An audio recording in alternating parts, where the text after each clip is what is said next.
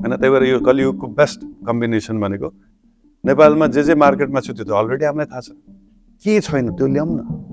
र कति मान्छेहरू देखाएको छु आध्यात्मिक छ तर पैसा छैन। यो दुईटा चिज एउटै व्यक्तिमा हुनु पर्यो। लायन्स क्लबको अस्ट्रेलियामा हैन के यो कन्भेन्सन हुँदैछ हैन हो, अनि मैले तपाईँ नजाने भनेर सोधेँ उहाँले, अनि उहाँले के भन्नुभएको छ, त्यो 2-4 लाख के खर्च गर्नु भने मैले यही प्रब्लम छ कि प्रब्लम यही छ, त्यो 2-4 लाख खर्च होइन इन्भेस्टमेन्ट हो कि त्यो। तपाईँले एकचोटि अस्ट्रेलिया देखिसकेपछि तपाईँले प्युठानमा बसेर तपाईँलाई चित्तै बुझ्दैन कि, तपाईँलाई अस्ट्रेलियाको फ्लेभर आउँछ कि, त्यसले उचाल्छ कि तपाईँलाई, एक्टिभेट गर्छ कि, बुझ्नुभयो नि।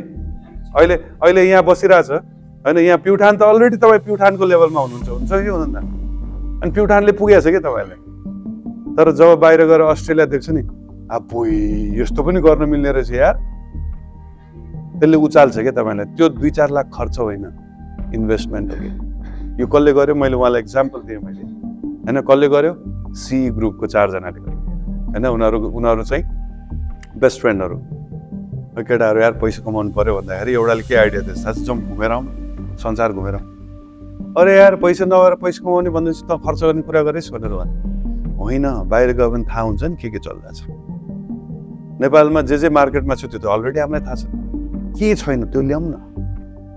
जब उनीहरू घुम्न गए थाइल्यान्ड कता गएर जहाँसम्म बिहा गरेर आयो, हाउसिङ नेपालमा थिँदै थिएन, हाउसिङ कन्सेप्ट थिँदै छैन, उनीहरूले ल्याएको हाउसिङ कन्सेप्ट। अब अहिले हेर्नुहोस् खरबपति हुँदा गएर अहिले मिडल इस्टमा सुद्धा उहाँहरूको कन्स्ट्रक्सन चलिरहेको छ।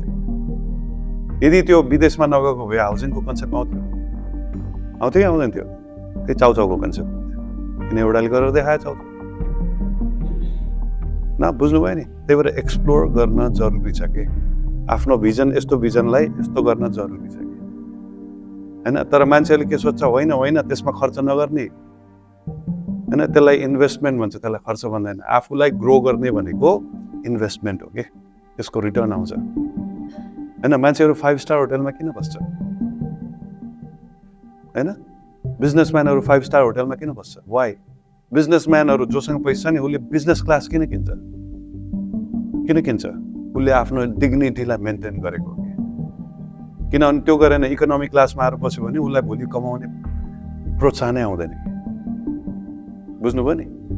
तपाईँ 100 रुपियाँमा तपाईँ कफी खानुहुन्छ, बुझ्नुभयो नि, तपाईँ 100 रुपियाँमा कफी खानुहुन्छ हैन, त्यो 100 रुपियाँमा कफी खानुन्जेलसम्म तपाईँको जिन्दगी 100 रुपियाँ कफीमा बित्छ कि। तर मान्छेले स्टारबक्समा गएर $25 को कफी किन किन्छ, $25 भनेको झन्डै 3500 रुपियाँ, एक कप कफीको 3500 रुपियाँ। सो 3500 रुपियाँ कफी किन्नलाई 3500 रुपियाँको घ्याउ, त्यो घ्याउ बढाएको हो। So this is called investment, not expense. मान्छेले बुझ्दैन हैन। मैले बुवा आमालाई बल्ल कन्भिन्स गरेँ, बुवा आमाले के भन्छ थाहा छ, ल नि त अब यहाँ हाउसिङको सबैलाई कन्भिन्स गर्दै हुन्छ, म कहाँ सक्छु, म सक्दिनँ हैन, किनभने सिक्नै चाहँदैन। तपाईँको हैन 5 स्टार होटलमा पनि त्यही मोमो हो के, त्यही मोमो हो, ठेलामा पनि त्यही मोमो हो कि, सेम मोमो हो, तर त्यहाँ किन महँगो यहाँ किन सस्तो? त्यहाँ मोमोको पैसा ल्याओ, 5 स्टारमा मोमोको पैसा ल्याओ होइन, एन्भाइरोमेन्टको पैसा लिएको, तपाईँको इज्जतको पैसा लिएको। आइफोन किन आइफोन भएको, वाइ? त्यो आइफोन चलाएपछि ए तेरो आइफोन छ, इज्जत के इज्जत, त्यसको पैसा ल्यायो क्या। तपाईँ जानुहोस् अनलाइन हेर्नुहोस्, आइफोन चाइनामा बनाउनलाई $100 मात्रै पर्छ कि, म्यानुफ्याक्चरिङ अफकोर्स त्यसको अब डिजाइन केमा खर्च हुन्छ, म्यानुफ्याक्चरिङ हार्डवेयर बनाउनलाई जम्मा $100 पर्छ। त्यही हार्डवेयर एमआईले पनि दिन्छ कि, सेम हो। विश्वास गर्नुहुन्छ कि हुँदैन यो कुरा?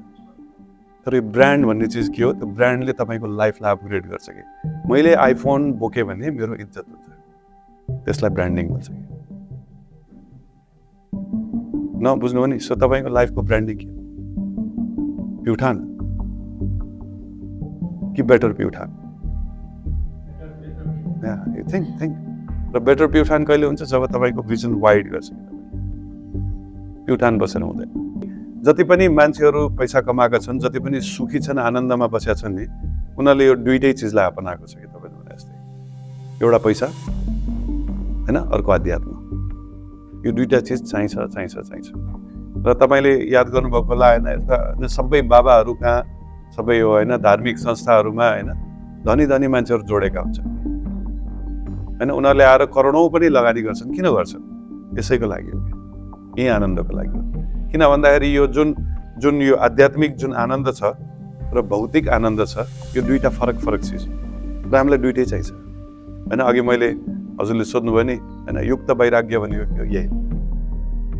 युक्त भनेको धन सम्पत्तिले परिपूर्ण भएको र वैराग्य भनेको जोगी के साथ।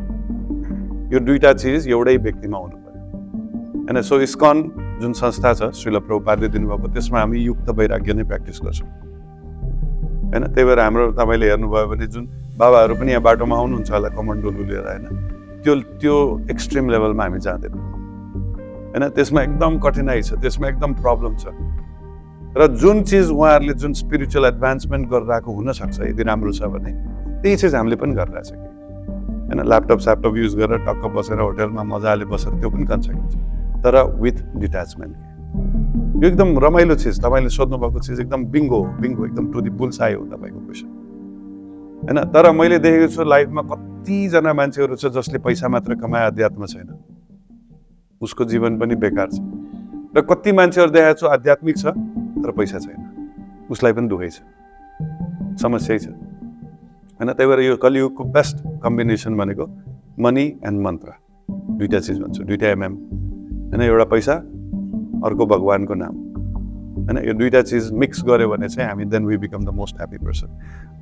तपाईँलाई यदि पैसा पनि भएको, आनन्दको लाइफ बाँचेको को छ, यदि एक्जाम्पल हेर्न मन लाग्छ भने, अघि हामीले फोटो पनि हेरेको थियौँ, मार्क जकरबर्ग है। मार्क जकरबर्ग भनेको फेसबुकको मालिक होइन, उसको बिलियन्स अफ डलरको होइन इन्कम छ। उसको लाइफस्टाइल हेऱ्यो भने तपाईँले बुझ्न सक्नुहुन्छ। न उसको लाइफस्टाइल किन बेटर छ भन्दाखेरि ऊ एकदम स्पिरिचुअल मान्छे हो। ऊ कसको फलोअर थाहा छ? निम करोली बाबा। उसलाई कसले सिकायो निम करोली बाबा?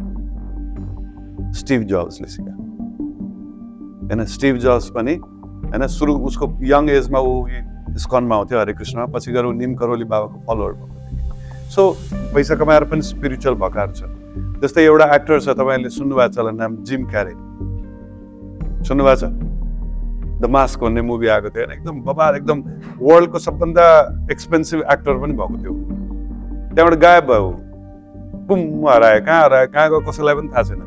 फर्केर आउँदाखेरि त कुण्डली जागरणमा गएर पुरा ध्यान गरेर पुरा साधु भएर निस्किरहेको।